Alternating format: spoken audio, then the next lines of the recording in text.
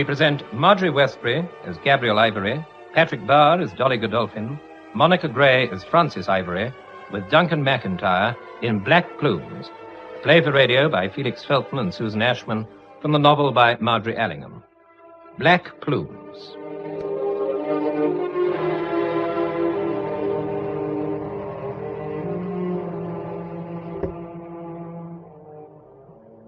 Well, my dear Frances, this is a very charming surprise. What has brought you all the way up here? I'm worried, Granny. I wanted to talk to you. Oh, I'm an old woman, my dear, nearly 90. It's not much use coming to me. When's your father coming back from China? Not for a month or two, and I must talk to someone. What's the matter? Trouble at the gallery? Yes. I don't wonder, with Robert Madrigal left in charge. I never liked that young man. And why your insane stepsister married him, I can't imagine. How is he behaving? Well, he and Phillida are staying with me at number 38. Are they indeed? Whose idea was that? Father's. He wanted Robert to be near the gallery. So Phillida's at 38, is she? Merrick didn't tell me that. You're finding it difficult to live with her, I suppose. I don't blame you. She is a bit neurotic. That's putting it mildly. What has she done now? Darling, it's not Phillida. I only wish it were. Granny, there's something going on. Oh, there always was. Yes, I know. But this is different. Things are being deliberately broken and destroyed. The staff's going to pieces. Peterson, the old commissionaire, has resigned, and even Miss Dorset's on the verge of it. Well, you can't blame them. Now, look here, my dear. You leave business to men. When I was your age, we thought it rather indelicate for females to understand business. That was imbecile, of course. But we were saved a lot of unpleasantness. You ought to be thinking about getting married. Phillida has no children. A mercy, of course, if there's anything in heredity. But someone must carry on. Come and talk to me about marriage, not business. All right, then. Robert has just told me I ought to marry Henry Luca. Luca? Wasn't that the little man who was rescued from Godolphin's expedition? Yes. But I thought he was a baggage man in charge of the camels, or was it mules? Oh, no, darling. Do be fair. Well, he did go out as Robert's batman, but that's nothing to do with it, and he's in the firm now. I just don't like him. Did this person have the impudence to ask you to marry him? There was nothing impudent about it, darling. Why shouldn't he? Even if he is a bit of a smart aleck. Why? Don't be a fool, girl. Your mother left you £200,000. That is a fortune. This camel man is presuming. Oh, but surely... I shall speak to Merrick when he returns. Are you staying for tea? No, thank you. I'd better get back to the gallery. Miss Dorset doesn't know where I am. All right, then. Dorothea will show you out. And for heaven's sake, take a firm line with this nasty little camel man, and with Robert as well. Oh, Miss Frances, thank heavens you've come back. Hello, Miss Dorset. What's the trouble? Trouble? A picture's been slashed, that's all. Slashed? Yes, I've been nearly frantic. Which picture is it? One of Mr. Field's. The big portrait of the Mexican dancer, number 64. Is David here? Indeed he is. He's upstairs with Mr. Robert and Mr. Luca now. Who discovered it? Old Formby. He says he went into the big gallery at 2 o'clock to speak to Mr. Robert, who was there with Mr. Luca, and everything was all right then. When they came out about 15 minutes later, he went back again and found the damage. Does he actually say that no one else was there except Robert and Luca, and that they were together? He does. But doesn't he see what that means? Don't ask me. I've worked for your father since I was 17, and it's a shame to see his wonderful old firm floundering in the hands of a lunatic, if nothing worse. I've never said such an indiscreet thing in my life, but it's the truth, and someone's got to say it. Don't worry yourself, Miss Dorset. I'll go upstairs and listen to what's going on. Well, what about it, Madrigal? Can your people downstairs patch it up? How long are they likely to be about it? Mr. Fields, you can rely on us, absolutely. I can't tell you how shocked and horrified we are that this should have happened to a picture in our care. Mr. Luca here agrees with me. Don't give it a thought, Mr. Fields. We'll patch it up for you. It may be out of the show for a day or two, but that can't be helped, can it? You're insured, of course. Yes, naturally we are, fully. But in view of the particular circumstances, I mean in view of the slightness of the damage, I think a claim might hold up repair work unnecessarily. After all, the main thing is to get the picture back on show. Yes, I suppose so. Look here, Madrigal, exactly what sort of an accident was it? I have no idea. No idea at all. No. All right. I'm probably a fool, but get it repaired and back in its place by the end of the week. We'll forget the incident. But meanwhile, a lover might do look after the stuff. These things are painted in blood and sweat. I can't let them be carved up indiscriminately. Quite. North is upstairs arranging for it to be taken down. Perhaps you'd go up to him, Luca, and impress on him that he must take every possible care. Oh, very well. It's a terrible thing to have happened. Terrible. Why, it's Miss Ivory. I didn't see you. Now, your turning up has quite cheered up my afternoon. Mind you wait, I'll be down in a minute. Hello, Frances. Robert? You met Mr. Field, haven't you? Sure, I should hope so. She was my first client. I painted her when she was 14. The fee Merrick paid me got me to the United States. Hence my career. Hello, Frances, love. Hello, Davy. I'm very depressed. Someone's been sticking knives into my beautiful senorita. It's the insult that gets one down. Hey, what are you doing now? Come out and have a sherry. It's too early. Oh, is it? I can't get used to my hometown again after years of freedom. Well, never mind. Let's go and eat ice cream. There's nothing I'd like better. Fine. We'll go now before a little consequential return, shall we? I didn't think you'd be going out, Frances. Oh, but I am, Robert. I don't get a sound offer of ice cream every day. Shall we go? Poor woman, she's starving. Righto, Ducky. Do you think you can bear up until we get across the road?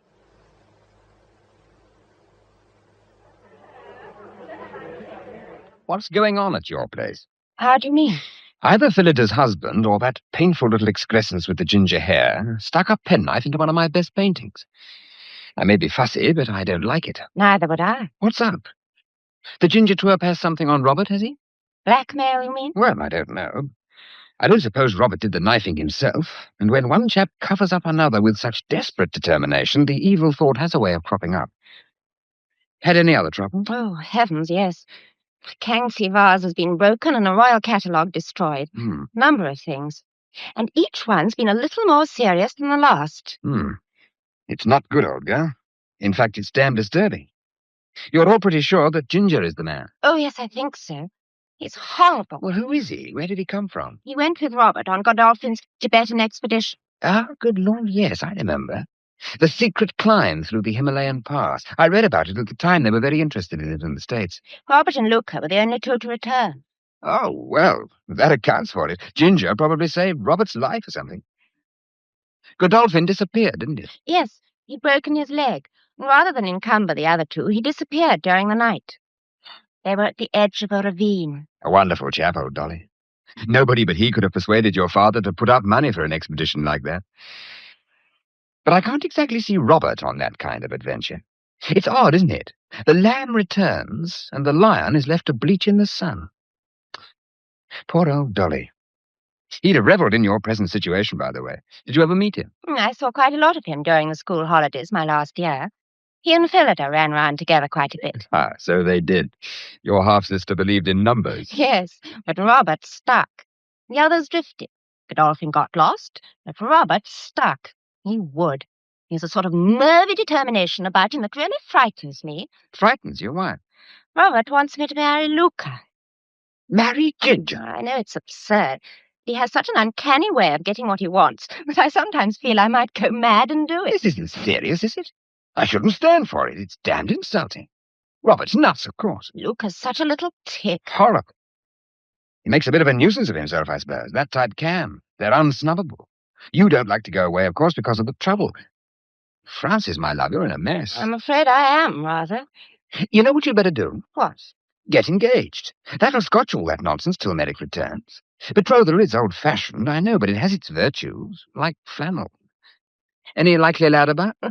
No one I could ask. It ought to be someone you know, or it might lead to marriage. When's your father due home? January or February. Yeah, a long time. Phillida's just her own sweet self, I take it? Just about. Yeah.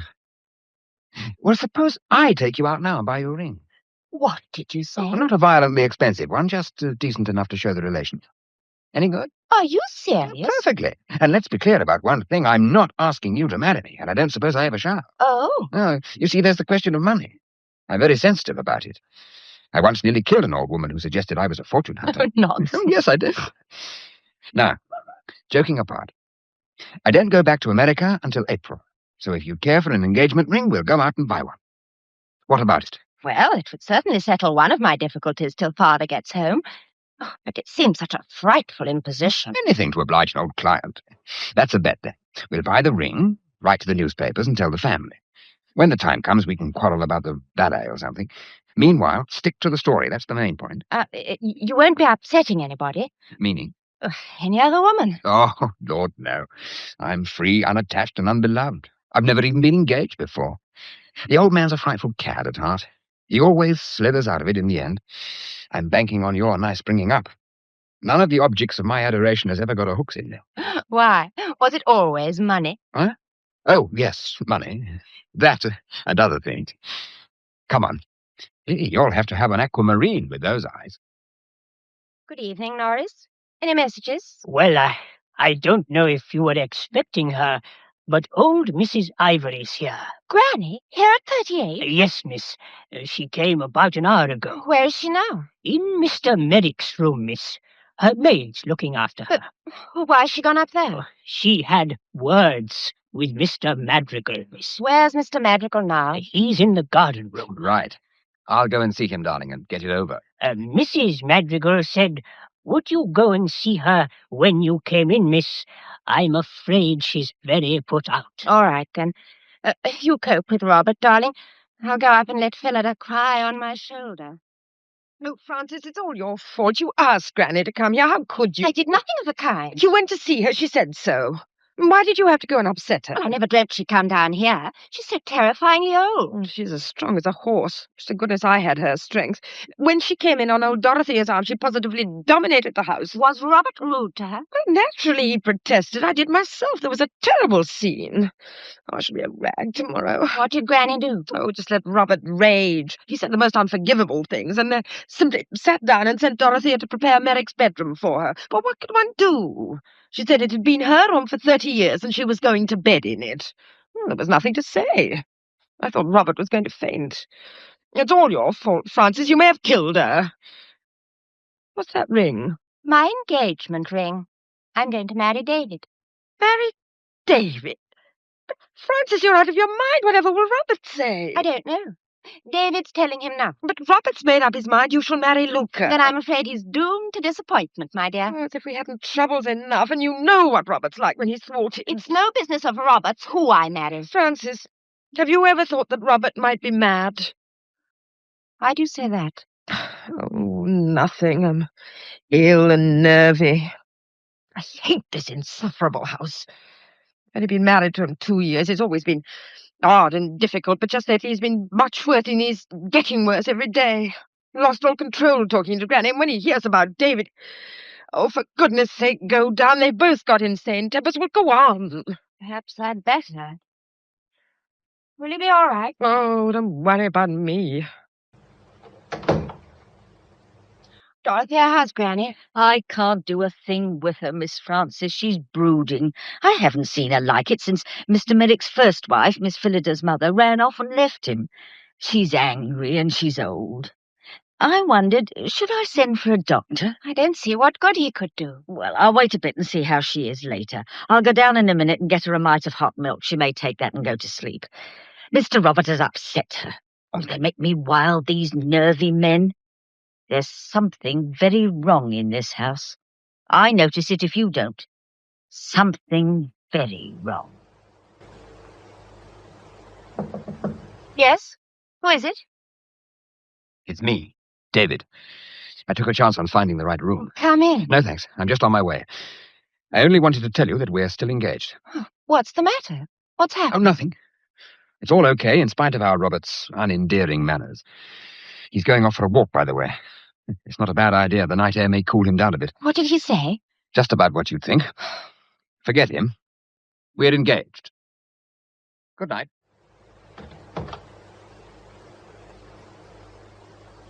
Good morning, Miss Frances. No signs of Mr. Robert this morning. Really? No, miss. He's not been in the house all night, and his coat and hat are missing. Shall I send his letters down to his club? It's what I usually do. Good morning, madam. Mr. Robert's not at his club, and he's not at the Surrey house or the Paris flat. Where is he, Francis? Where is he? It's nearly a week now. Why doesn't he get in touch? What's happened? What's happened? Francis, look. Look at the headlines. Godolphin's been saved. Famous explorer escapes from forbidden territory. Never mind Godolphin. Phillida, something's happened. What's happened? You've got to pull yourself together, darling. You've got to be incredibly brave and, oh, for goodness sake, keep your head. They found Robert. Yes. Did you know? Look, I don't know anything. Where is he? What's he done? He's been down in the garden room all the time. Garden room? His hat and coat were there, too, lying on top of him. That cupboard's never opened, you know. There's nothing in it in the ordinary way. They just found him. Norris called me. Francis, are you telling me that Robert is dead? Yes. Thank God.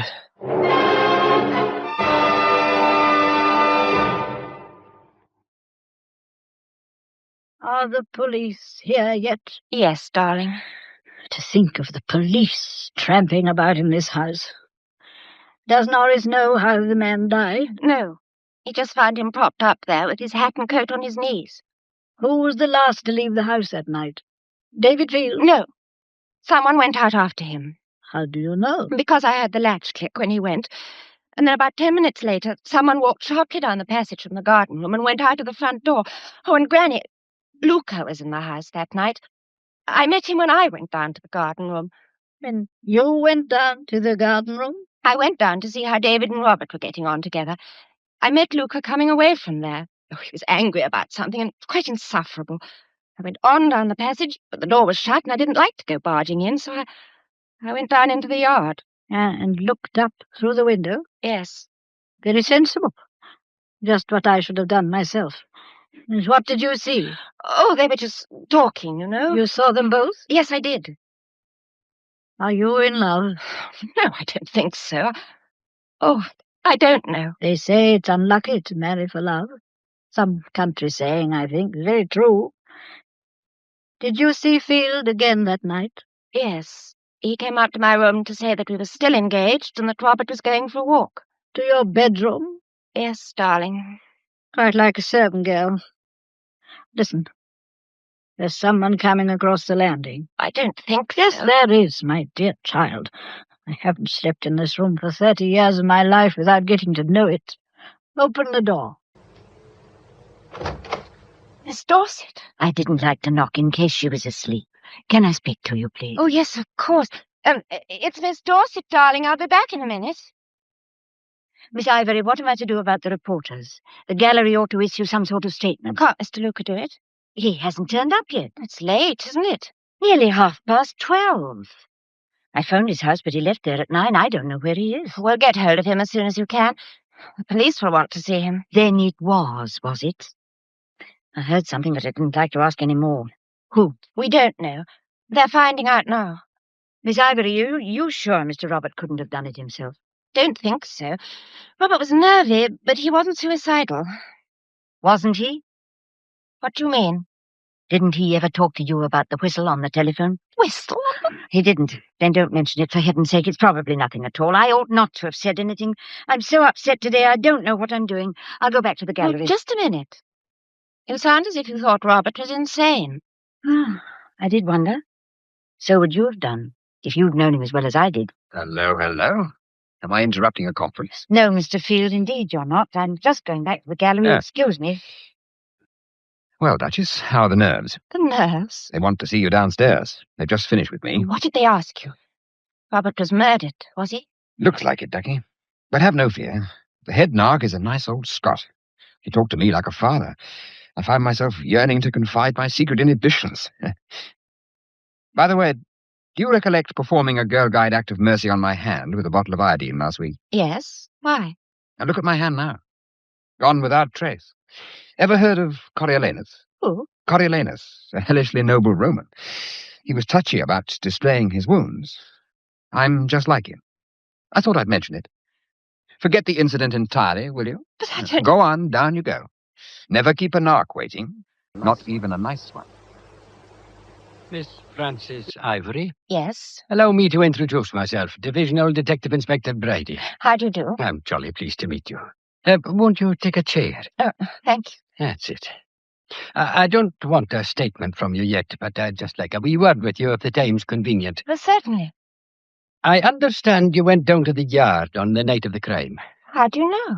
Your granny's old maid told me. Dorothea. Aye, that's her name, I believe, yes. What else did she tell you? I prefer the story from you. All right. I did come down that night. I didn't like to interrupt Robert and David by going into the room, so I looked through the window. Uh-huh. And what did you see? David and Robert talking. You're certain you saw both men? Yes. Just talking? Yes. Now, have you heard how the deceased was killed? No. He was killed by a jab in the chest, passing between the 4th and 5th ribs and piercing the heart bag. Must have been a long blade, approximately half an inch wide. Now, can you think of any weapon in this house that might answer the description? No, I can't say I can.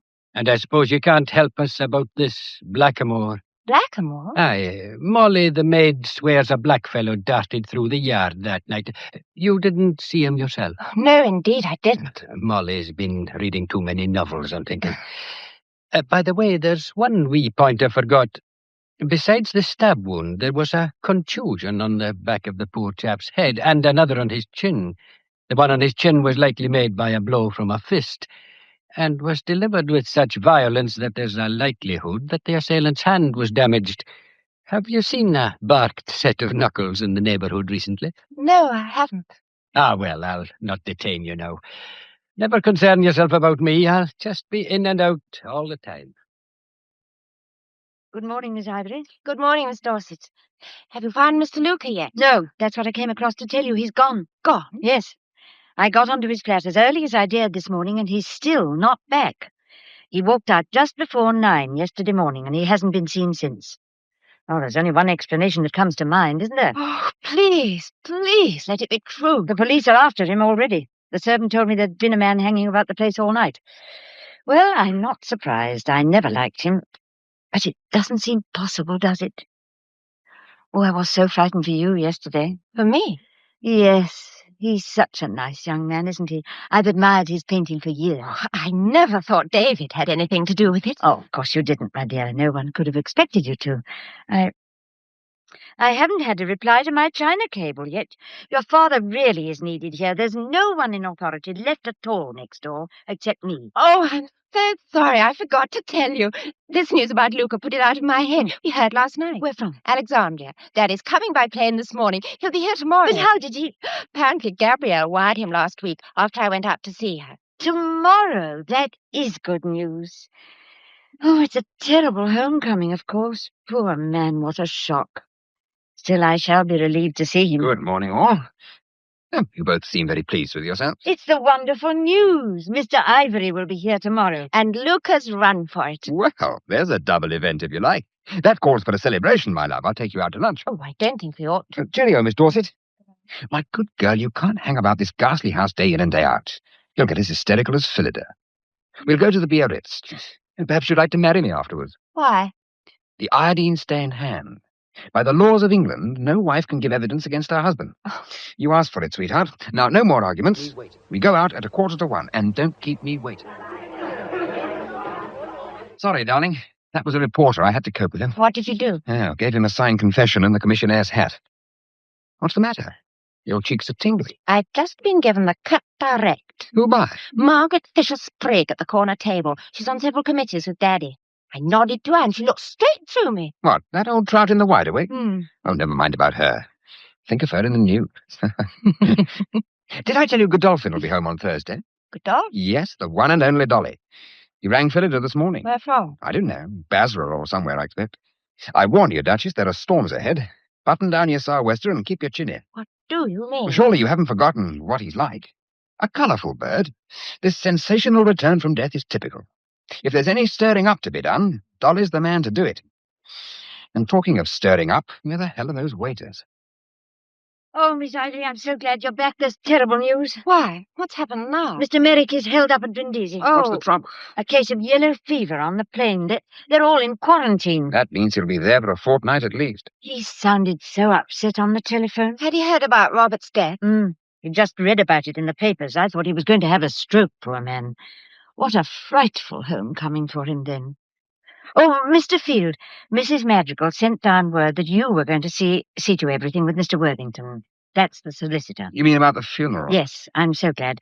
I'd have done it, of course, but these things do need a man. I don't know why. All right, then. I'll go down and see Worthington now. You'll want it all very quiet, naturally. Oh, I think so. Old Mrs. Ivory must be consulted, but I should think as quiet as possible. I'll go and ask her, unless you'd like to, Miss Frances. No, you go, will you? I'll come up later. I want to word with Mr. Field. Just as you say. Phillida asked me, you know. Someone's got to do it for the poor girl. It's a horrible job. Look here, David. This entire business has got hopelessly out of hand. I was only trying to be useful. I'm talking about us. Oh. Wouldn't you like to call the engagement joke off? Well, I think you'd better. You saw what happened at lunch today. We're going to be the Piccadilly lepers. You clear right out of it. I'd like to. There's nothing I'd rather do. Very well, then. Go. Darling, you're lovely. All elementary and untrodden and violets down the path. It's disgustingly rare and painfully attractive. As a rule, this is the point where the old cad packs up. However, just take a look out of the window. See here? Boots and all. If I leave this house, he goes too. This is a solemn moment. For the first time in his life, the old man's trapped, Duchess. If he wasn't there, you'd go? You bet I would. Miss Frances, you'd better come and see your grandmother yourself. She doesn't agree with our ideas at all. All right. I'll go up now. Shall I come with you? I suppose so. Frances, why have you brought Mr. Field? Phillida has asked him to look after things. I disapprove strongly. I'll stand down then. And it's too late. If your name's been mentioned to the solicitors, it will cause less talk if you go on with it. There's bound to be talk in any case. That's why we all thought that a quiet funeral... Quiet? A quiet funeral at a time like this? Don't be ridiculous. It was only because of all the scandal. My dear child, we don't admit that there is any scandal. Our poor wretched relation has died, and we owe it to ourselves to see him buried in the right way. There will be all these crowds round the house. Then for heaven's sake give them something to stare at. Worthington will know the proper undertaker, and tell him we'll have no truck with these tawdry little modern motor hearses. Robert's hearse shall be drawn by 6 properly accoutred black horses with black plumes on their heads. Very kind. Goodbye. Thank you. Goodbye, Mrs. Ivory. Goodbye. Oh, thank heaven they've all gone. At least they paid you the compliment of coming. Most of the people you asked just sent reeds. Granny was right, you know. Those horses were a magnificent sight. The undertaker told me he hadn't had those plumes out since before the war. Phillida behaved uncommonly well. Phillida can always be relied on to play a part. Today it was dignified grief. Dorothea? Granny's going upstairs, I think. Oh, wait a minute. Here's Norris. He's looking a bit anxious. Mrs. Ivory, Mr. Godolphin is here. Godolphin? Mr. Godolphin, show him in. Certainly, madam. Be ready for a shock. What he's been through doesn't make people look any younger. The papers said he was lame. Mr. Godolphin. My God. Oh, forgive me. I've chosen quite the wrong time to arrive. Your man told me the news on the doorstep. I'm just off the plane. Haven't seen a paper or spoken to myself. Came straight to Phillida, naturally. Naturally. Why naturally, Mr. Godolphin? Phillida, my dear, is it still a secret? Oh. Ah, I see it is. Well, are we to share this secret? Certainly. Phillida's my wife. We were married just before I went abroad.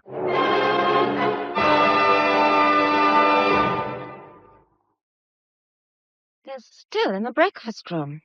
It's 40 minutes now. Do you think we ought to go in? Leave them. They're the 2 people it concerns. They'll come back when they're ready. You knew about this, Mr. Field. Yes, I did. I was a witness at the wedding. Phillida said it had to be done in secret because Dolly was broke or something equally undesirable, so along I went. It was just before I went back to America. But when you returned and found her married to Robert... I held my tongue. It was her affair, not mine, and as Dolly was dead, there was nothing in it. I did come and see her last week and implored her to get hold of Dolly and tell him, but when he telephoned, she funked it. So where do we go from here? He'll have to see reason.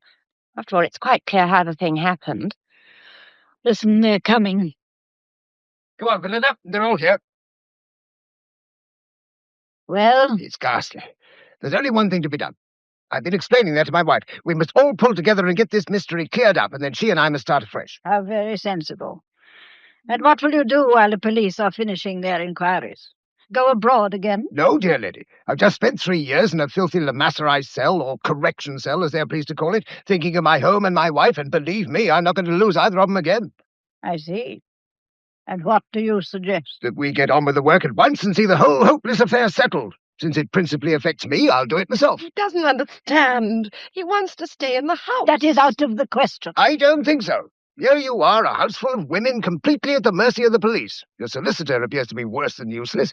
Theo can't do much because he has no authority and isn't even a permanent resident in the country. You must have somebody to manage things. There's absolutely no reason why I shouldn't stay here as a guest and do what I can to clear things up. But, my dear chap, use your imagination. Don't ignore what's happened. Phillida married Robert in all good faith, and he's barely in his grave. I realize that. That's the one thing I do realize. I'm sorry, but you forget. Where I've been rotting slowly out of existence, the niceties have been absent. I don't care if the thing's good form or if it's socially dangerous. I want to take Phillida away. She's my wife, remember, not Robert's. If she won't come or can't come away with me till this blasted mystery is cleared up, then I'll clear it up, and no one on earth shall get in my way. Is that plain enough? If you won't have me in the house, Mrs. Ivory, I'll stay in the nearest hotel, but if you've any sense, you'll use me, not frustrate me. Thank you for your kind offer. Yes, Mr. Godolphin, we shall be very pleased if you will consider yourself my son's guest for a few days. Thank you. You will behave like a guest, of course. You're very wise. Yes, I'll behave. I'm very tired. Now, Dorothea, I'll come presently, but not yet. First of all, there is something I have to say to all of you. I am an old woman. Half the time my mind wanders abominably. But at this particular time, I think I may be saying things more vividly than any of you because I have one great advantage. I am apart. My life is at an end. I do not care what happens to me or to anyone else. What are you trying to tell us, Granny? Simply this. You have all developed one great weakness during the past hour. You all share a secret, previously only known to Phillida and Mr. Field. Marriage, you mean? Yes, Mr. Godolphin, your marriage. Somehow or other, you have all got to keep this secret from the police. I don't agree. I'm against secrets. If we hadn't kept our marriage a secret, this wretched complication would never have cropped up. I say tell the police. Regardless of consequences? What consequences can there be? As far as I can find out from Phillida, poor old Robert must have died last Monday week, just about the time when I was lying under a mass of stinking goatskins being smuggled over the border in a mule train. As Robert died, I came to life. Phillida never had 2 husbands at once, so where's the immorality? Surely the police are human and reasonable. No, darling, no, don't tell them. Why ever not? You don't know. You don't understand.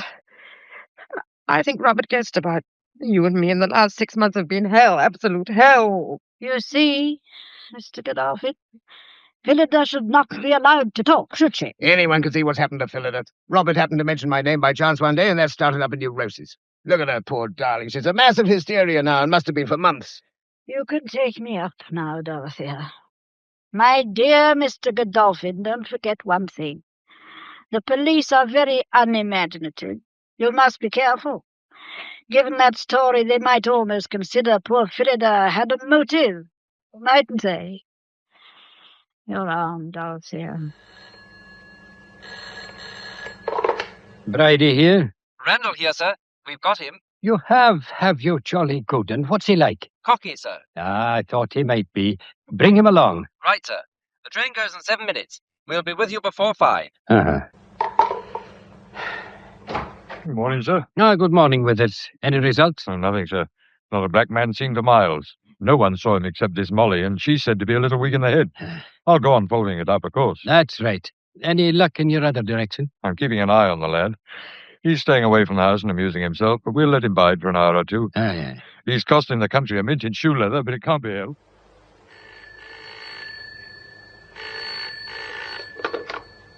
Hello? Hello, Duchess, is that you? David! Why on earth haven't you been round? Why haven't you been round? Oh, funk, I suppose. Will you come out and eat with me tonight? Oh, it's so embarrassing. Yeah, but I rather thought we ought to meet. A gossip writer phoned me this morning to ask if our engagement was still on. Oh? What did you say? I was very upstage. Put on a nice blue dress and I'll fetch you at 7:30. Gabrielle says we're all to wear black for a month. Does she indeed? Good for her. Have you got a black evening dress? Yes. 7:30 then.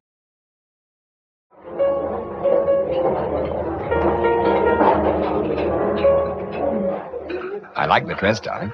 It's just right in this studied pretentiousness. Do stop looking round like a hunted fawn, then. I'm sorry, Dave. Don't worry, there's not a soul in this room who can spare a second to recognize anyone but themselves.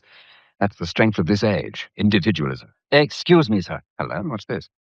A note for me? From the table in the alcove, sir. Well, I'll be jiggered. What is it? Dolly and Phillida would like us to join them for a drink. Oh, he hasn't brought her here. He has, the blithering idiot. What do they think they want? Oh, I don't know. Let's go and see.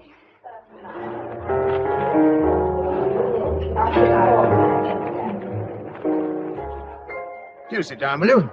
Very queer you should have decided to come to just this one restaurant, isn't it? I don't think so. We probably chose it for the same reason. It's not overcrowded with our particular set. I think you're both mad to come anyway. Cigarette? No, thanks. That's rather a sensational diamond, Phillida. It's new, isn't it? Dolly bought it. Dolly, you are nuts. You'll get the girl arrested. Listen to me, Field. I was going to talk to you tomorrow, but we could have it out here better than anywhere else. Frances ought to be in it, too. What's the trouble? This is straight. You can be absolutely frank with us. There's nothing we won't do for you, but we must have this thing settled. Did you kill Robert? My dear chap. That's not an answer. When you're fit to walk without that stick, I'll be happy to oblige you. I take it you're asking for horseplay. You still haven't answered me. No, Dolly. I did not kill him. You were the last person who could possibly have been with him. You came out of the garden room and told Francis he was going for a walk. That's common knowledge. I did. I thought he was going out. Damn it, I fetched his hat and coat from the hall for him. You fetched his hat and coat? Yes, I did.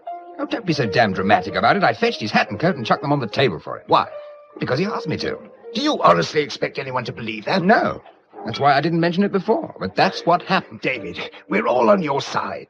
We all know what Robert was, and we all know you're inclined to lose your head when you get in a temper. Give us a chance to get behind you. Why on earth should I have killed him? Suppose you were having this back chat with him, and suppose he said something that got under your skin. Suppose you suddenly saw him with that conceited leer on that lantern mug and his grey lock flapping in his eyes, and you felt what a damn silly pompous ass he was, and you suddenly let him have it. Suppose you told him about his wife. You knew, remember. And then, when you realized what you'd done and how he was going to take it, you lost your head, as you do, you know, and killed him. With a toothpick, I suppose. There used to be an old spike file in that desk in there, so Norris says. He can't remember when it disappeared. Whatever it was, you had a week to get rid of it. Imaginative little beggar, aren't you? If you'll be reasonable, I'll back you to the limit. Coming, Francis? I'm sorry. You could have trusted us. Coming?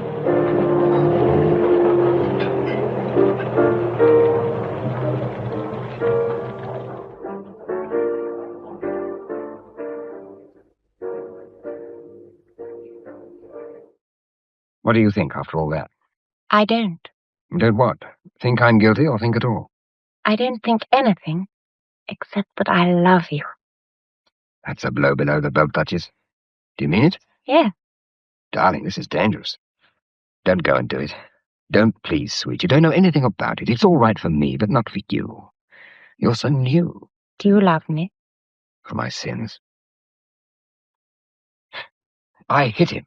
That's what happened. Luca was there to begin with, but I pitched him out and he went off like a streak. That must have been when you met him, 10-ish. Yes, that was the time. He looked furious. No, not so much as I did. Robert was livid himself, unfortunately. He said something quite unpardonable, and I hit him very hard. I barked my knuckles on his chin. He went down like a tree. He lay there goggling at me, and I stood looking down at him for quite a long time. I know. I saw you. Did you? Where from? The yard? Yes. But I told everyone I saw you and Robert talking. Seemed safer. Ah, I see. Well, when he recovered, he was awfully worried about his face. He kept saying, "What will the servants think?" Like a parrot, until I nearly hit him again. Finally, I went and got his hat and coat for him with the idea of carting him down to a doctor to get him patched up. I told him to put them on while I came up and said goodnight to you. Well, that was all right as far as it went. But when I came down again, I heard him talking inside the room. I assumed that Luca had come back. and a deep feeling of no enthusiasm for them both descended on me. So I thought, oh, what the hell, and pushed off. When he didn't show up in the morning, I took it for granted he was hiding somewhere, getting his face presentable. Why didn't you tell them all this? Who, Dolly? No, the police. Oh, it wouldn't have been a good idea, would it? Luca had brought the entire boiling down on his head by clearing out. You weren't trying to shield Luke. No, naturally not. But I saw no point in going into a long story about what Robert had said and why I was irritated. In fact, you were shielding me. Oh, Duchess, if you make a hero of me, you're going to come such a howling robber. I don't think I care very much about that. I don't believe you do. Heaven help us both. Oh, excuse me, Miss Ivory.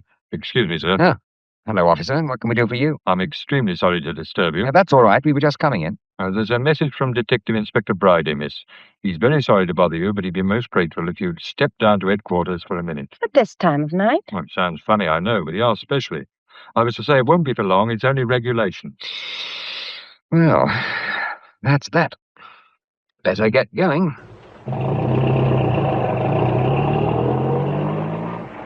Well, this is a fine time to ask you to come and see me. Did you think you were coming to jail? Well, sit down, both of you, and don't take any notice of that poor chap in the corner. He jolly well has to sit there and take down any jewellery that may drop from my lips. What's the trouble, Inspector? Oh, you'll just think I'm a fussy old person, particularly as I'm going to ask the young lady something I've asked her before. But I won't keep you long, Miss Ivory. You'll be in your bed in half an hour. Now, would you just repeat exactly what you did on the night your poor brother-in-law, oh, pardon me, half-brother-in-law, was last seen alive? I was talking to Phillida. Then I met Dorothea on the landing, and then I came downstairs. Now, what time would that be? Just about 10. Then I passed Mr. Luca in the hall. Wait a minute. You're sure you passed Mr. Luca at that time? Perfectly sure. And then what? I went down to the yard. And what did you see? I saw David and Robert talking. Just talking? Yes. Talking. Ah, well, that's a fine stroke of luck for Mr. Luca. What on earth do you mean? Mr. Luca has returned to this bonny island. Luca's come back? Yes, we picked him up at Plymouth this morning, and we've got him here now. He's a lucky man.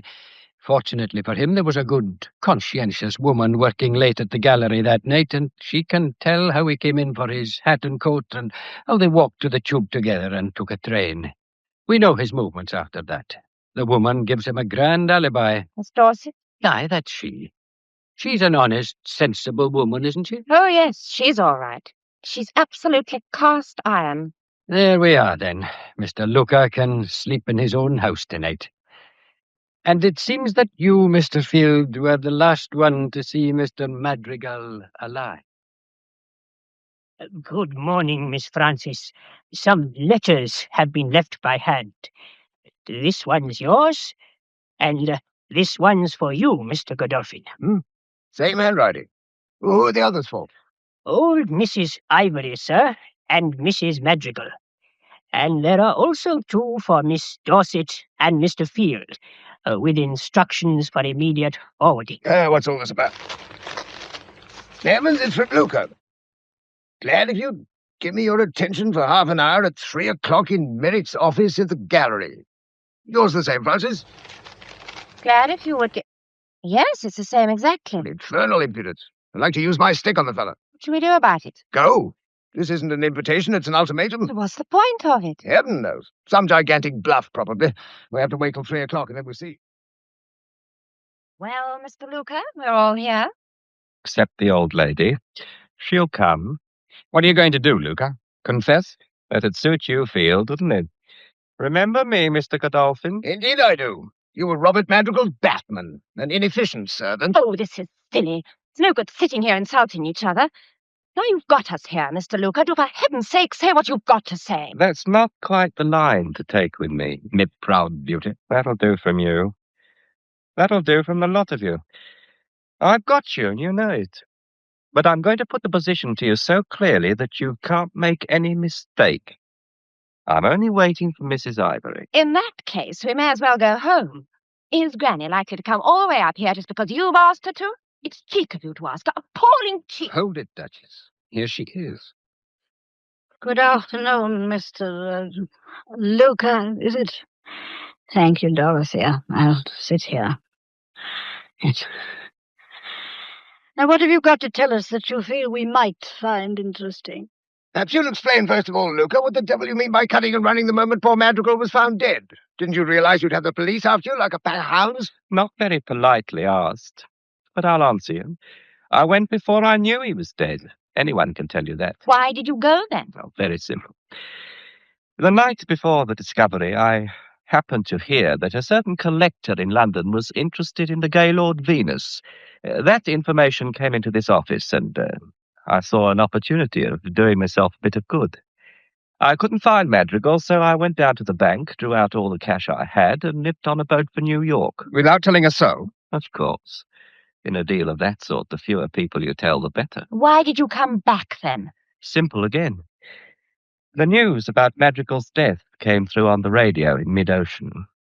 I put two and two together and sent a wire to the police that I was coming back. They met me off the boat. Mr. Luca, I really don't see why you had to take your own money. The information on which you acted was the gallery's property. Never mind that, Miss Dorset. I don't imagine Mr. Luca asked us here to discuss a piece of very ordinary business chicanery on his part. Once again, Mr. Luca, why are we here? Well, you know, I thought we all ought to have a little chat.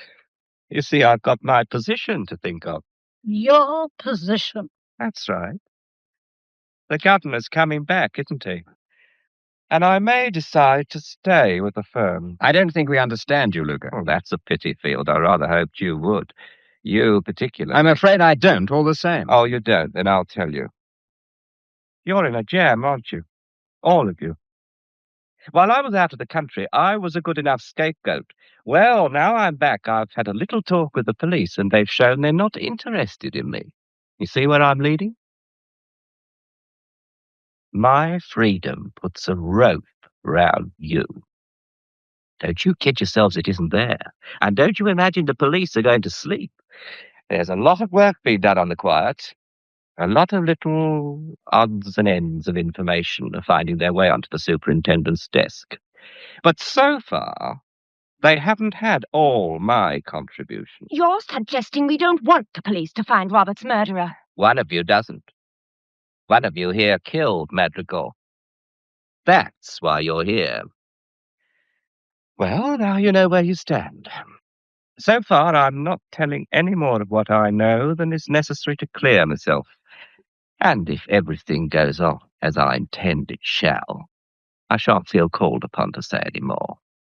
I thought I'd tell you all together, so no one makes any mistakes. Put me on to the police. Wait a minute, Godolphin. You're not the only pebble on the beach. Let the others have a say. Does everybody here want me to talk? Well, now's your opportunity. No, sit down, Mr. Godolphin. When the time comes, we'll call the police. Someone's seen the light. It's bluff. Pure bluff. There's no earthly reason why the thing shouldn't have been done from outside. Oh, why it should have been. I suppose you're one of the people who think they saw a black man. I didn't give any opinion about that idea, because I wasn't asked for it. I'm much more interested in certain other little things. The music hall song, for instance. What, no one amused? That's a funny thing. It's a famous old song. No one's going to kiss that girl but me. Oh, you know how it goes. Pride of Idaho. So now you know. And when you go, you'll find there's something on her mind. Don't think it's you, because no one's going to kiss that girl but me. Don't you get it, anybody? Let me whistle it to you. The whistle on the telephone. Was that it? Phillida, what are you talking about? I haven't been told about this. Ah, so you recognize it, do you? Miss Dorset, I'm speaking to you. You seem to have heard that tune whistled before. Yes. Yes, I have. It was about 8 months, no, nearly a year ago. A call came through from Mr. Madrigal here at the office. It was foreign and sort of constrained. Something about it made me curious, and I listened for a moment or two. That was all I heard. Just the tune, whistled like that. Then Mr. Madrigal hung up. He went out at once, and he didn't come back all day. I never saw him quite the same after that. Miss Dorset, that doesn't sound like you. I mean, that's a fantastic story. It's melodrama. Pull yourself together. What really happened? It's true. Hilda. Yes, it is. It often happened, or at least he thought it did, and it became an obsession with him. He used to dream about it. I thought he was out of his mind, and when I told Granny, she thought I was mad. And now Miss Dorset's telling you, and you're looking at her as if she was mad. Quick, somebody. Philip, stop it! Stop it! All right. No need to go off the deep end, Philip. All say it did happen, I'll accept it. I knew Robert pretty well, though, and I can't say I saw him as a nervous wreck. You saw he wasn't pulling a leg? Oh, you're on the wrong tack entirely there. Why'd you say that? Robert had changed. Last time I saw him, that's exactly how I should have described it. A nervous wreck. I only heard it once. You said that, Miss Dorset. Yes, but I always knew when it happened by the way he behaved. It was only last summer he began talking so wildly about it, and I began to think he was insane. There's nothing insane about it if Miss Dorset heard it too. Exactly. That's my point. Well, there you are. That's all I'm telling you at the moment, but I've got a hunch it's going to be enough. You can ring up the police, any of you. But all I say is, make sure your best friend wants you to. Well, now, I won't detain you. I dare say you'll all feel like a little discussion without me. I'm sorry I can't offer you this room, but I'm going to be busy. However, the rest of the mausoleum is at your disposal. Miss Dorset, I'll have a cup of tea here at 4:15.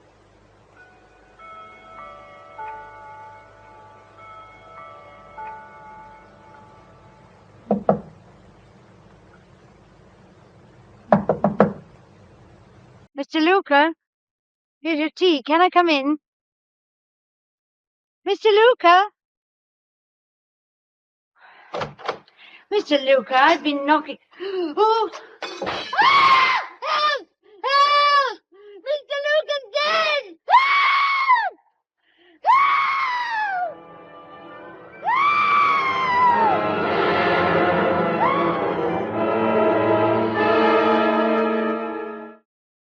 Poor Mrs. Madrigal. Poor Mrs. Madrigal. The poor silly thing. No warmth yet. Her hands like a stone. Doctor, what's she done? This can't be just fright, can it? Can't it? She's had the equivalent of a kick over the heart. And there's nothing like emotion to upset the circulatory system. Will she be all right? I think so. The only real danger at the moment is from infection. She'll need constant watch. You mean she can't be moved to a nursing home? No, of course she can't. But can't we have a couple of good nurses here? I'll see what I can do.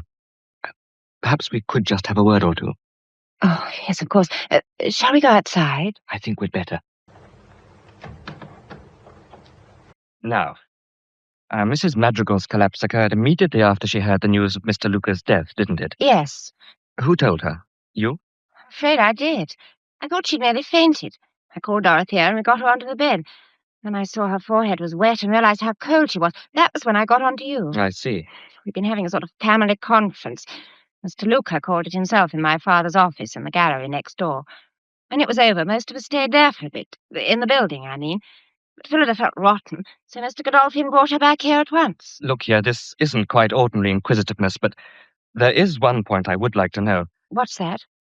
Is there any connecting door between this house and the gallery? Yes. It's my father's own door. No one else ever dreams of using it. Where is it?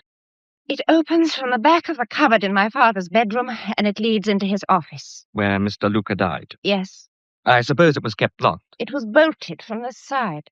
Who occupies your father's room now? My grandmother. But when Mr. Luca died, she was over in the gallery. Well, it's all extremely awkward. I shall have to make some sort of explanation to any nurse who comes, and we don't want anyone second-rate. May I use your telephone? Oh, please do. There's one in the hall. Sorry. Look here. Take my advice and lie down for an hour or so. I think I will. I'll be in my room. If I don't come and disturb you, it means the nurse is okay. All right? Thank you, Doctor. You're very kind. Doctor? It's not the doctor, miss. It's me, Dorothea. Oh, come in. I've just heard something I think you ought to know before anyone else. Poor Mr. Field. What's happened to him? Oh, be brave, my dear. They've got him. Oh, no. Molly got it out of the policeman on duty at the back door. They found his address and sent and took him down to the station. Poor Mr. Field. You won't believe it, will you? No, of course not. Oh, heaven. No, don't sit there moping. You won't do no good that way. Is Granny asleep? Not when I left her. Very active she is. These things seem to stimulate her. You go and see her, dear. She'll make you feel better. I'll be seeing after Mrs. Madrigal. Nobody's looking after that poor doctor. He must think this place is a madhouse.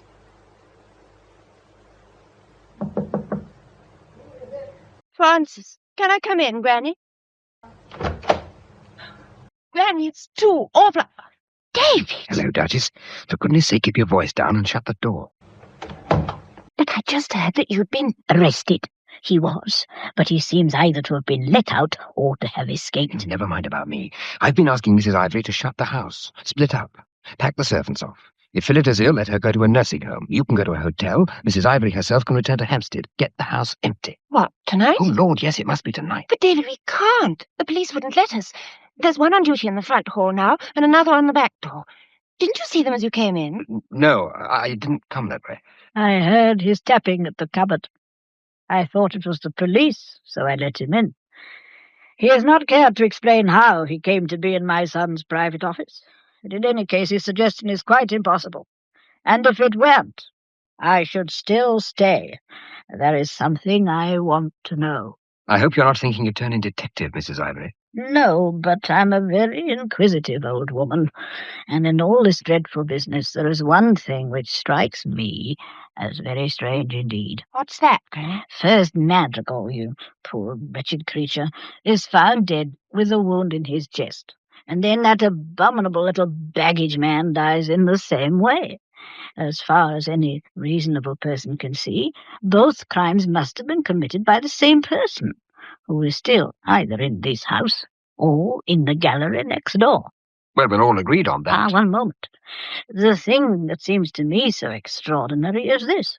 Both houses have been searched over and over again, and no weapon has been found. Now, I find this so peculiar that I've given my mind to it, and an idea has occurred to me which may eventually explain a number of things. May we ask what it is? No, I am not going to tell you, or anyone else, because if I'm wrong, then I have made a very serious and unjust mistake.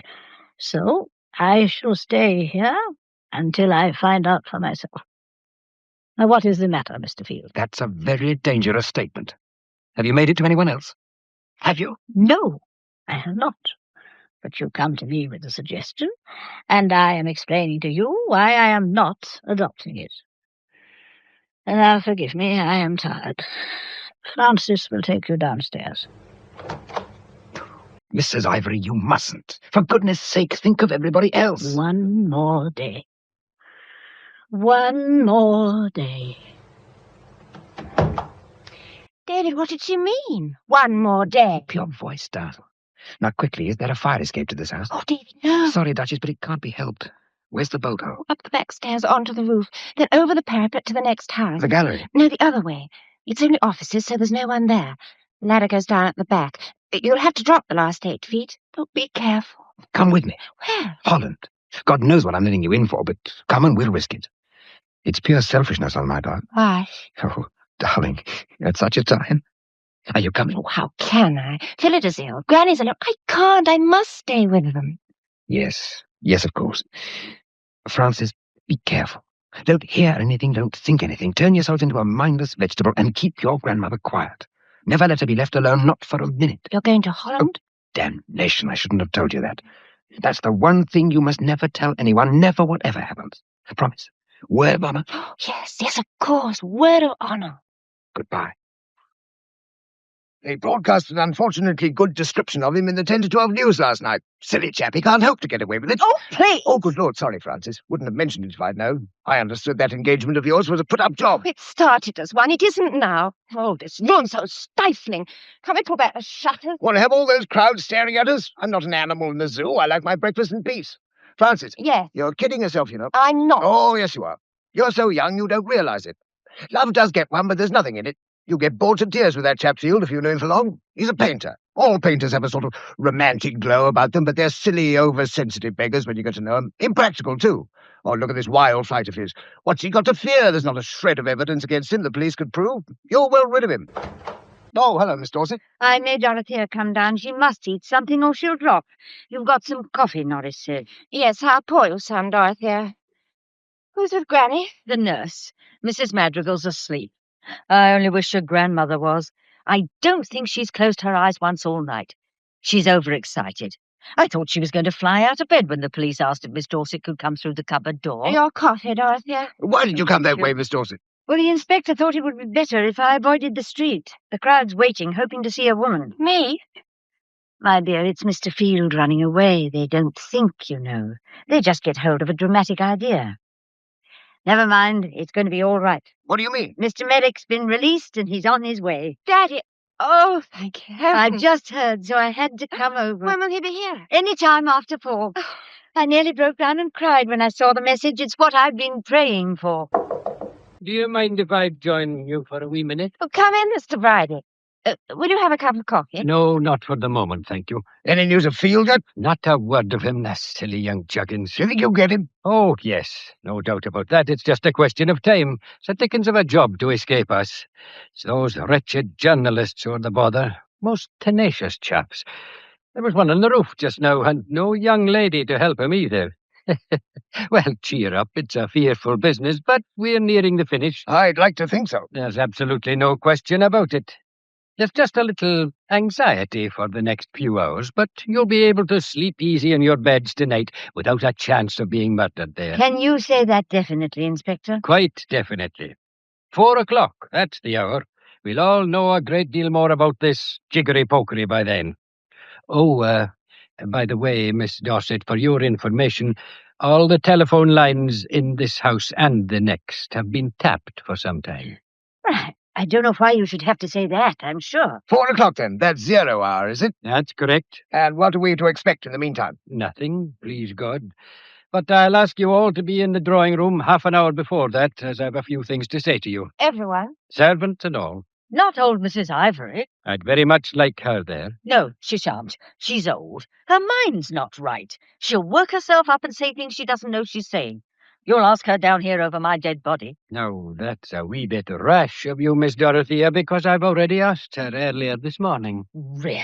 I explained to her that you'd be here yourself to look after her. Oh, Miss Dorset, are you leaving us? Well, I was going back to the gallery. There's a lot of work waiting.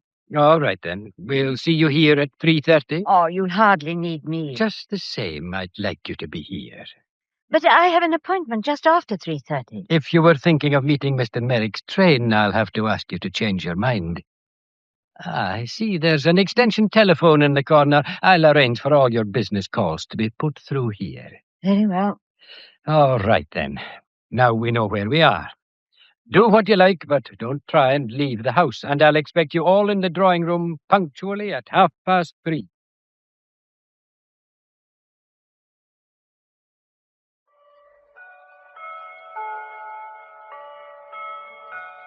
Well, no, I'm not proposing to keep you all here in silence, so I've decided to give you a sort of general lecture on the two crimes. And when I come to any bit I'm not so sure about, perhaps you'll give me your intelligent cooperation. Will you do that? All right. It sounds an admirable plan, Mr. Bridie. Thank you, Mrs. Ivory.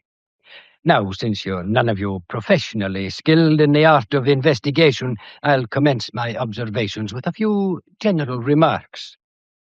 I want you to get into your heads a half-finished jigsaw puzzle. You can see by the shape of the hole which is left that you need a human head to complete the picture. A human head with a recognizable face. Oh, dear.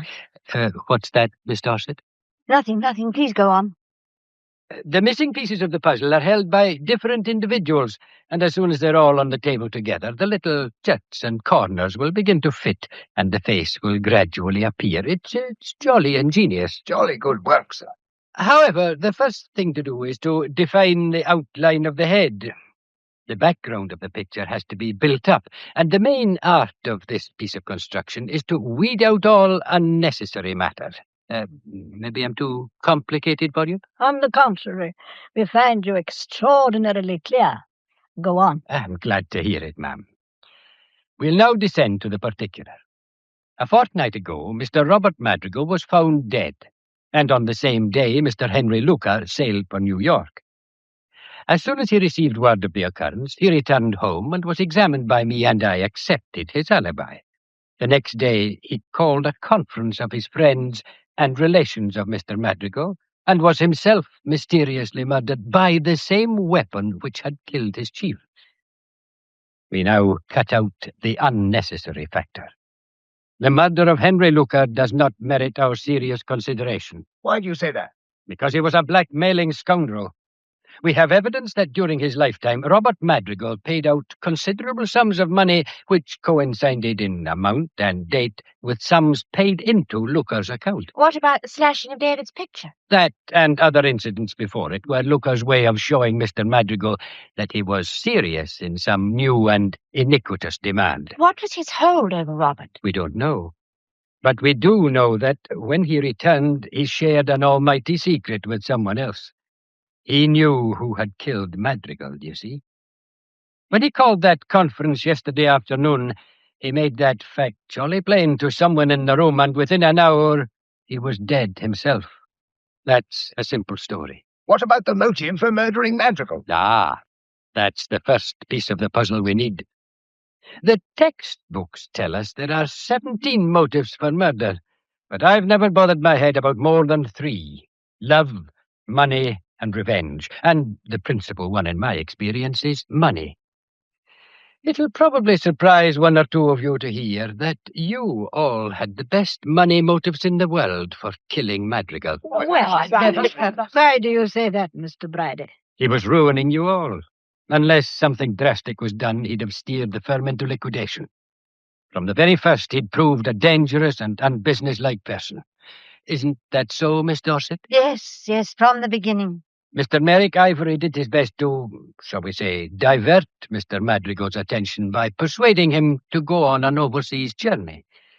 But when he returned, he undid much of the good work that had been done in his absence. His wife did her best to reason with him. Then, when Mr. Merrick Ivory had to go abroad himself, things became worse than ever. Right, Miss Dorset? You don't know what it's been like. Quite so. Now, a great firm has as many traditions as a great school or a great regiment, and it often inspires the same kind of jealous loyalty. I only mention this because there were quite a number of people who knew the real state of affairs. And Miss Dorset knew, of course, and so did Mrs. Madrigal. So did you, Mrs. Ivory, unless I'm mistaken. Yes, I knew. And it wouldn't surprise me to hear that you confided your worries to your lifelong personal attendant. She did. I knew about it. And you, Norris? Me, sir. Yes, you. You've been in service here for 20 years. Maybe the situation was not unknown to you. I have enjoyed Mr. Merrick's confidence for a number of years, sir. I think I did know a little of this matter. Ah. Mr. Merrick, he knew. He was the principal person involved. He went off to China. That is to say, he left England 14 weeks before Madrigal met his death. Now, when I was a young man, China was as far away as the stars. But with the coming of the new aeroplane, distance had ceased to exist, as you might say. Let me read you a few interesting facts. From Hong Kong to Bangkok, the flying time is only 14 hours. From Bangkok to Calcutta, only 9.5. From Calcutta to Karachi, 9. I protest. He's not here to defend himself. I'm only showing you how these days... You're not. You're making imputations. Take your call, Miss Dorset. Yes. Yes. Miss Dorset here. Yes, I did inquire. Messrs. Ivory Limited, Sallet Square. Yes. Yes, I see. Thank you. Well, did you get your answer? Yes. And your suspicions were correct? I don't know. Don't ask me. Poor body. We now have to consider the night of the crime. The last person known to have seen Robert Madrigal alive is David Field. You all know what happened.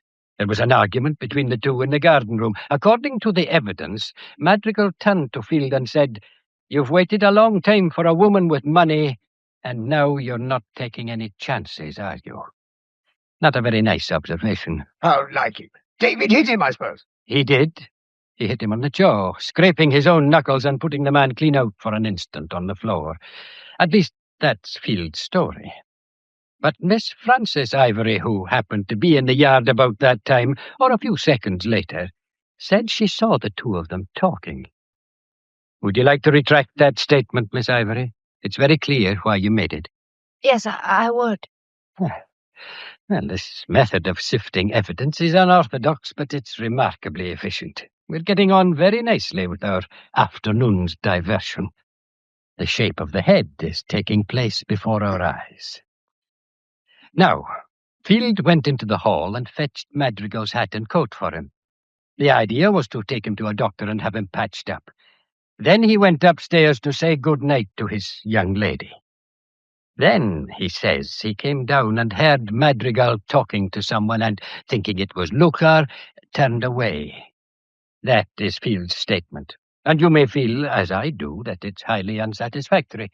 Still, he admits handling the hat and coat, and that is highly significant. Anyone might have seen him do it, and this whole story might have been an invention of his to cover that contingency. One thing is clear to me, that the murderer threw the hat and coat into the cupboard after the dead man. No, you're wrong there. What makes you think that, Mrs. Ivory? I know you are, because I put the hat and coat over the poor wretched man myself. You didn't. You didn't. You don't know what you're saying. Be quiet, Dorothy. I told you she'd come out with things she didn't mean. Don't believe her. Don't you dare believe her. My dear Dorothea, you don't really think I killed him, do you? Oh, please sit down. The inspector is doing his puzzle, and I must contribute my piece. Will you tell us what happened, ma'am? Certainly. I went downstairs that night. It was my first evening in my old home, and I was restless. Dorothea had left me sitting by the fire. I got up and walked about the room, and found I was much stronger than I had supposed. I made up my mind I would go down to Robert and talk to him.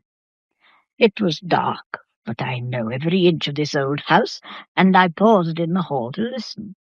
It was quite silent, but I saw the garden-room door was open with the light on inside. So I went along there. I shouldn't have left you. I shouldn't have left you. Oh, do be quiet, Dorothea.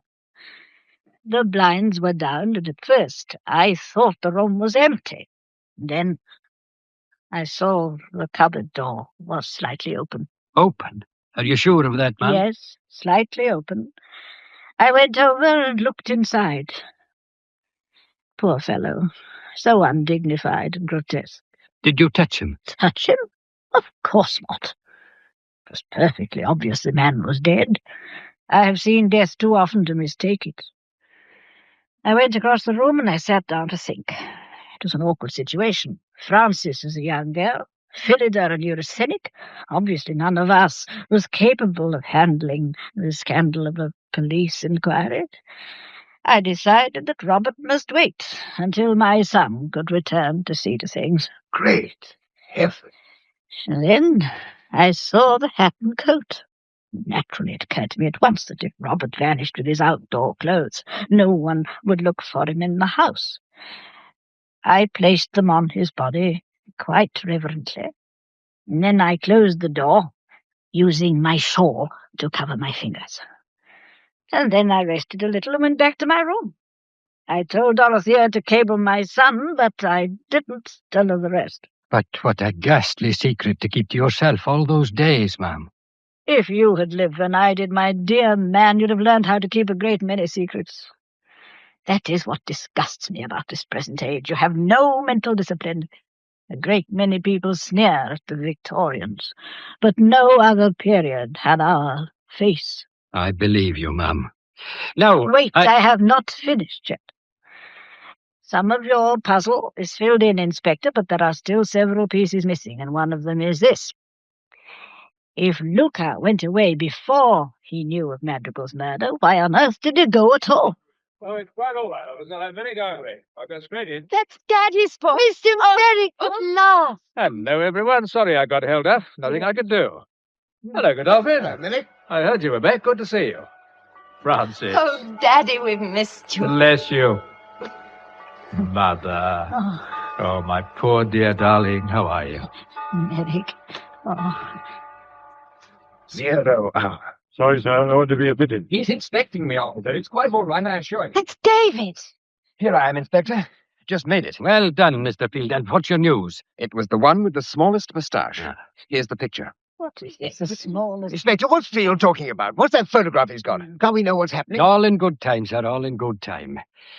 Let me just go back for a moment to Mrs. Ivory's question. Why did Luca run away? Exactly. That's puzzled you all, hasn't it? Well, do you remember what else happened that day? The papers came out with the news of Godolphin's rescue. That's it. How do I come into it? Just possibly Mr. Luca was afraid of confronting you. That's an interesting theory. Why should he be? I'd like you all to have a look at this photograph that Mr. Field brought with him. Indian in a turban. I told you so. It's the man Molly saw. Mr. Godolphin, do you recognize that photograph? I see someone's been decorating my portrait. Your work, I suppose, Field. Very amusing, but what's the point? 5 people at Amsterdam airport recognized it as the passenger who arrived there on the day that Robert was murdered, and who took the 5 o'clock plane out again the following morning. I'm sorry, Dolly, but you could have done it in the time. Can any European remember the difference between 2 Indians? Like 1 or 2 other people, Miss Dorset became suspicious when she discovered that Mr. Godolphin, who left England penniless, had returned from an unsuccessful expedition with money enough for diamonds and motor cars. Come on, Miss Dorset. Don't be frightened.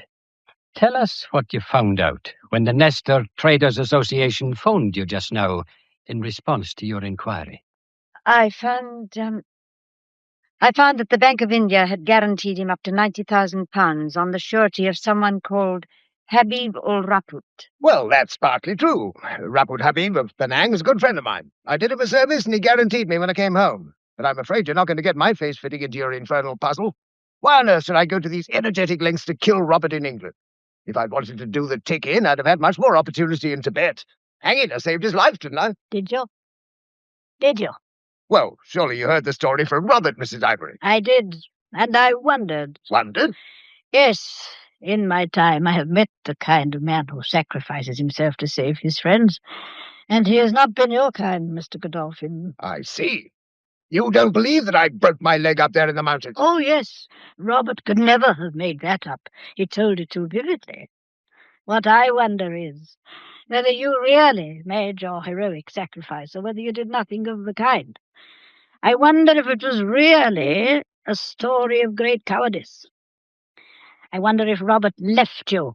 I wonder if he gave you a blanket and a tin or 2 of provisions and left you screaming to him in the snow. I wonder if he dragged Luca on with him and when they returned to safety remembered the magnificent story of gallantry to cover his own cowardice. And I wonder if that was the hold Luca had over him, Mr. Godolphin. Witchcraft! A genuine witch at last! Well, suppose you're right. Prove it. Prove he left me.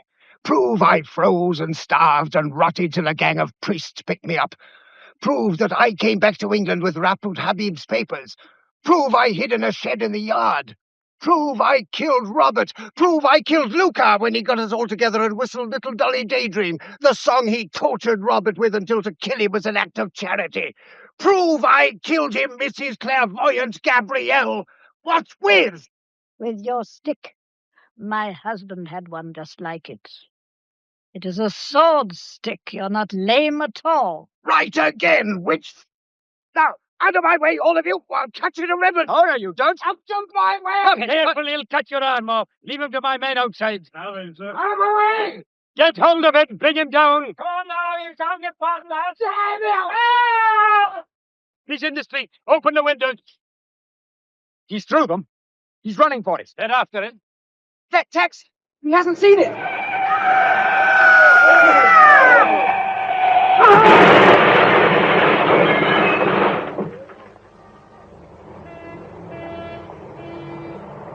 Ironic, isn't it?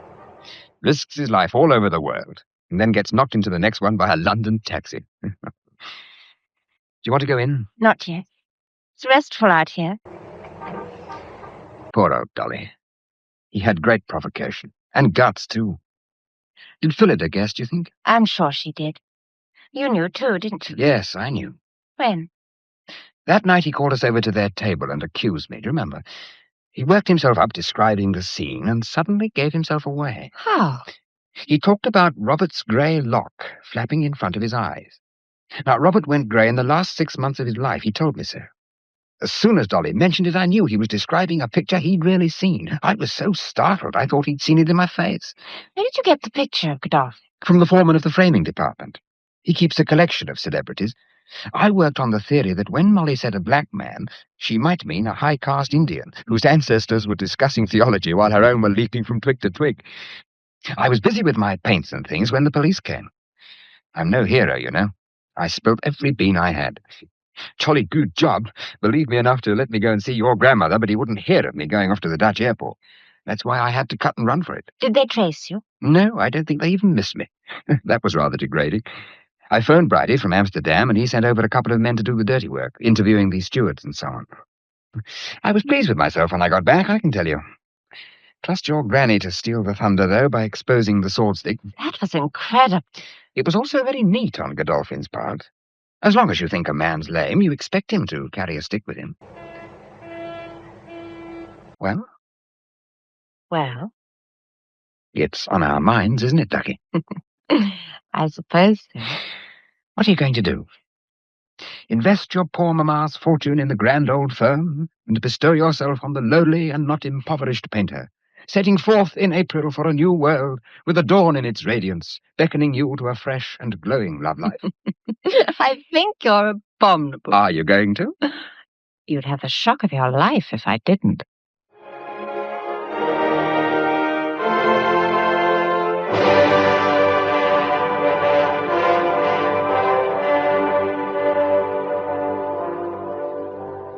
That was Margery Westbury as Gabrielle Ivory, Patrick Barr as Dolly Godolphin, Monica Gray as Frances Ivory, and Duncan McIntyre as Divisional Detective Inspector Bridie in Black Plumes, a play for radio by Felix Felton and Susan Ashman from the novel by Margery Allingham, with John Pullen as David Field, Mary Wimbush as Phillida Madrigal, David March as Henry Luca, Betty Hardy as Miss Dorset, Godfrey Kenton as Robert Madrigal, Ella Milne as Dorothea, Norman Claridge as Merrick Ivory, Timothy Harley as Norris, Glyn Dearman as Doctor, Hamlin Benson as P.C. Withers, Arthur Lawrence as P.C. Randall.